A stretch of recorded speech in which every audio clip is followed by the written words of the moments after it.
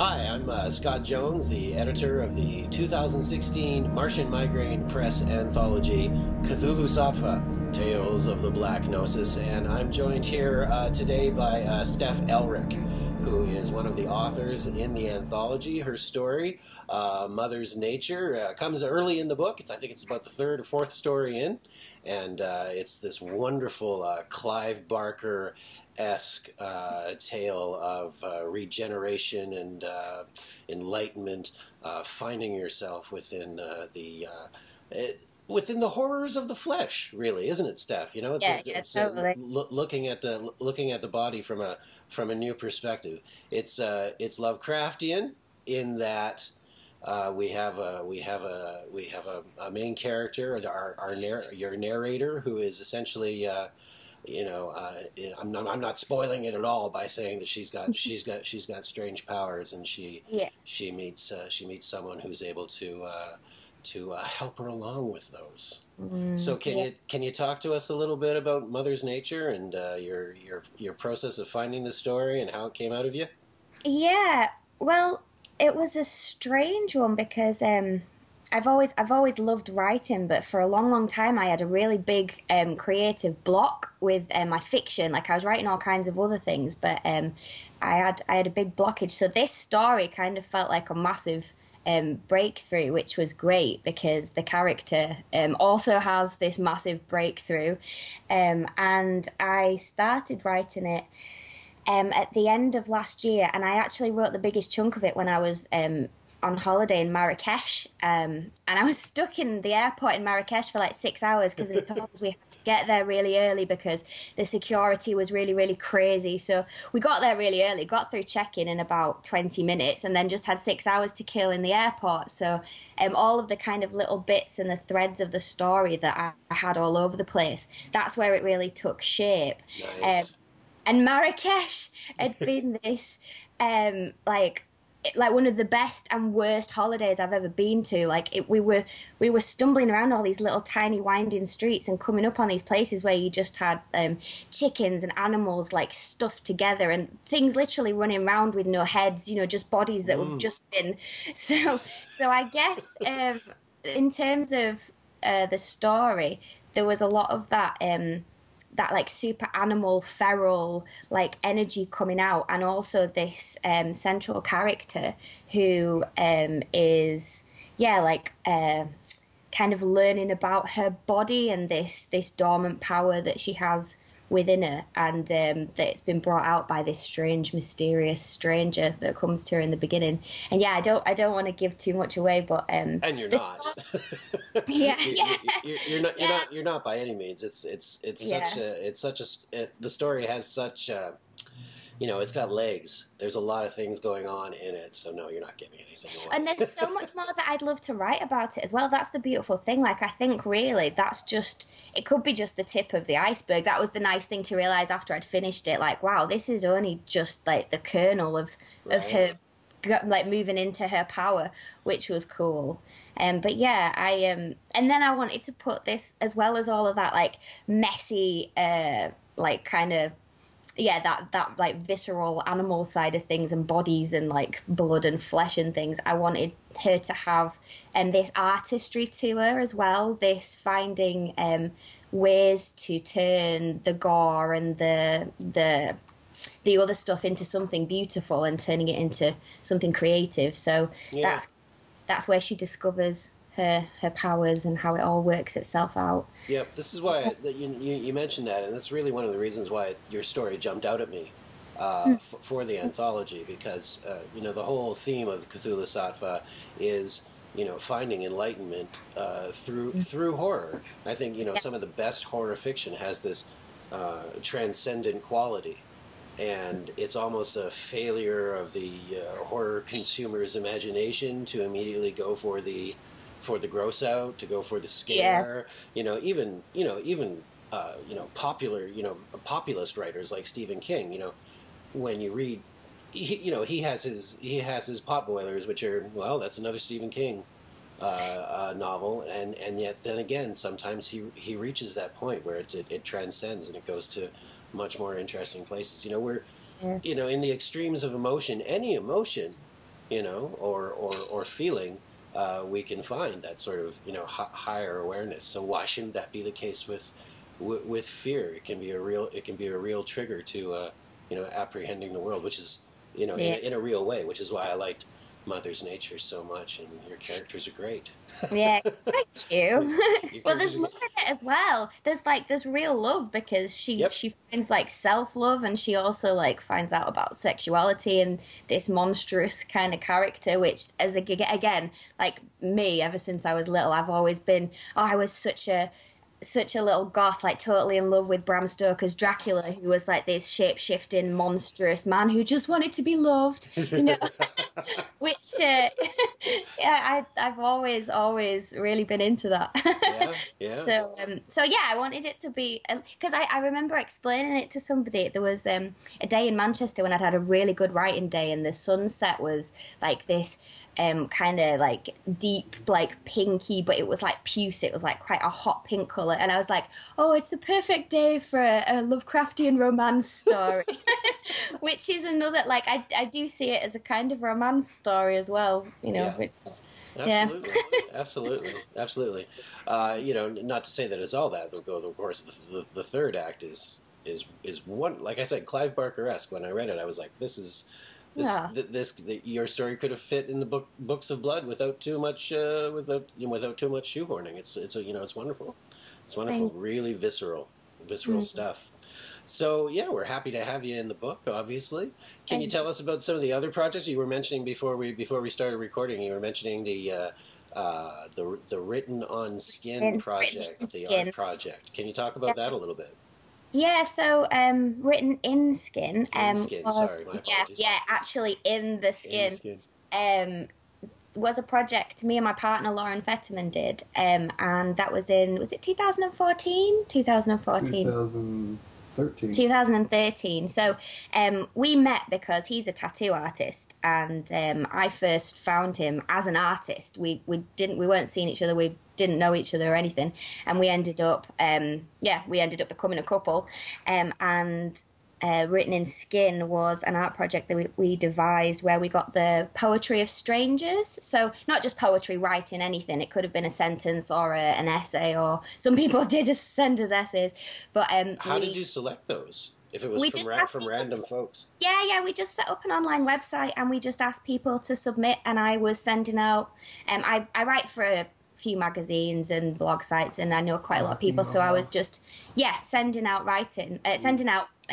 requests for people to send us writing on the theme of love. So anything like happy love, sad love, like violent love, whatever. Right. And then we chopped all of their writing down. We had loads of pieces of paper scattered all over the front room, and like scissors, and like taking, literally like a sentence from somebody's and a word from somebody else's, and it took us a couple of days to create this big master poem. You were doing a Burroughs cut-up, a Burroughs Geising cut-up. Yeah, it was so cool. It was the best thing ever. Guys, that's some powerful stuff. Yeah, and you can see the master poem that's on the website, and the master poem's brilliant. It's all of these different voices all together in one voice. And then what we did with that poem was we bloodlined it onto my skin in a gallery. So bloodlining is where you do tattooing, but without the ink. So you still use the needles, and it still leaves a mark on the skin, but there's no permanent ink in the skin, but it will leave a scab, and the skin obviously has to heal and regenerate itself. And we documented the whole healing process. So in the gallery, we started on my face and then went down my neck and then did the rest of my body. And it took probably about 3 weeks to heal. But the week after we did the project, we didn't plan this. It sounds really indulgent. Like, we went on holiday to Greece afterwards, but it was purely a coincidence. It wasn't supposed to happen like that. And I was going in the sea, and I was getting a suntan, and all of my skin got a tan but hardened up, so the scabs from all of the writing turned into these thick brown scabs all over my face as well. I mean, these Greek people did not know how to take me at all. Yeah, there was people in the airport that was looking at me like, what is she got on her face? I think they thought I had like super intelligent scabies or something, like some kind of skin-eating infection.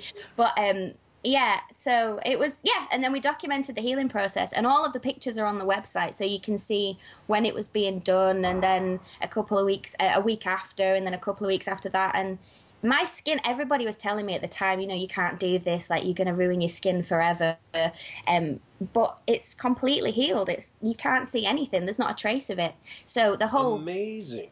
Yeah, and the whole thing Wow. of the work was everything you suffer and endure, you will regenerate from, your body will heal itself, and it will ultimately give you a thicker skin. So, yeah, it was like a celebration of suffering in a way, which sounds really bleak. It sounds like it was some kind of like dark, torturous S&M thing in a gallery, but it wasn't. There was all kinds of people coming to watch it being done. There were kids there. Yeah. Wasn't, it wasn't it wasn't all about pain, it was about endurance. And obviously, because Lauren and I are a couple, one of the most intimate things that happened in the performance was, I think about 5.5 hours in, and my body went into shock. And I was so determined that we were going to finish, and we were only half an hour away from the end. Right. And Lauren was, because Lauren's a tattooist, he tattoos people all the time, and he was saying, do you want me to stop now? Because my body had started kind of shaking, and I was trying to hold it all in, all the endorphins, the endorphins had all passed, and all the adrenaline has gone sour, and you're ready to shut down. Yeah, but he was, I didn't want to stop. I wanted to finish the last half an hour, but my body, I started crying, but I wasn't crying, like I wasn't in control of it. It was like all of that tension, my body just needed to release it, and it just came out of my eyes. And Lauren, bless him, just started kind of telling me that he loved me really quietly in my ear, and like carrying on what he was doing, because I didn't want him to stop, but just shifting the dynamics. And everybody that was watching it, that was the moment that they picked up on, when the whole piece became about this really like tight, beautiful, intimate moment where I'd kind of transcended everything that was going on and just went into this really quiet place of just acceptance and support. And it was really, really beautiful. It sounds utterly transformative. Yeah, it really was. Yeah, it kickstarted all kinds of crazy things. This story probably being one of them, but definitely an exploration of like rites of passage and the flesh, and what you can do to your body, and the things the things that your body will regenerate from and is capable of enduring. Yeah. Really. I think that's interesting, because in terms of your story, and in terms of weird fiction in general, I've been dealing in weird fiction for since the early '90s, right? And I've watched this sort of gradual progression from straight up going for the scare horror through sort of a cosmic nihilism, and now it's beginning to flower. It's had this period where it lay fallow and dealt in the usual, and now it seems to be moving into spaces where we're starting to map out what we're capable of through our fiction, and what's coming in terms of where we're going as a species. You mentioned folks saying, "Oh, you can't do this to yourself; it's forever." And I have some ink myself. My wife and I are in a constant sort of arms race for how much ink we have. I'm winning, but basically, it's like I've had that from people before, and it's usually the generation previous, but sometimes not. There's regressive currents in our generation as well, and the folks that say, "Oh, it's going to be forever," it's like, you know what? I'm not using my body forever. Yeah. I don't have it forever. So there's this real feel of, I think, in weird fiction, and some of the best weird fiction being written right now. We have folks coming up against sort of egolytic encounters with the other, right? Where it's like the ego is being destroyed. Broken down into its base elements, and then reformatted. And to take it all back to the old grandfather of cosmic horror, H.P. Lovecraft. We see that the classic example is in The Shadow over Innsmouth, where in the final act, we have the narrator saying, "Oh, I'm going to go down in wonder and glory forever to live in Yohannath Lay." You know, it Yeah. sounds awesome. You're supposed to you're supposed to take it as a horror story. You're supposed to take it as like, well, that's a bad thing, and he's gone crazy. But it doesn't read that way. No. Maybe it read that way back then. I don't know when it stopped reading that way, but now it seems like that seems like a fate, devoutly to be wished. You know. What if it's the next evolutionary step? Yeah. Like just this merging or this shedding of skin or moving into new like psychic places. Like I love Caitlin Arcanan. Like I love Arcanan's writing because of the way it's these monstrous human hybrids that are all mad, and the narration is all you don't know if you can trust the narrator, because the narrator's normally got three characters living inside their head as it is. Yeah. So I really love that. I love that it gives you so much scope for creativity and room to play. And also, I mean, I think people are generally crazy, aren't they? Like everybody's got like a million voices in their heads, and who are we to choose which one's in control the majority of the time? Yeah, I think it's all about. I like hybrids. I love hybrids in writing and in art. Yeah, we are on the same page. You're going to love Cthulhusattva. There's Ruthana Emrys's Litany of Earth. That's a hybrid tale. Oh, there's hybrids all through it. Not just in your story. It's gonna be wonderful. Well, thanks so much for taking the time to sit down with me, Steph. This has been excellent. And so Cthulhusattva is dropping for everybody else watching. Cthulhusattva drops officially on Monday, May 23rd. It's already available for pre-order. You can do that from the Martian Migraine Press website, but it's also available for pre-order on Barnes & Noble already, Amazon, both in ebook format and in the physical paperback format, which I encourage you to support if you must use Amazon. Then buy the paperback and you get the ebook for free. So yeah, we're very happy to have you on. On board with the book, and I hope you enjoy the other stories in it as well, Steph. Yeah, I can't wait to read them. Yeah, well, it's on its way. It's coming. Nice. All right. Thanks very much. Have a great night. Thank you. You too. Bye-bye. Bye. Okay.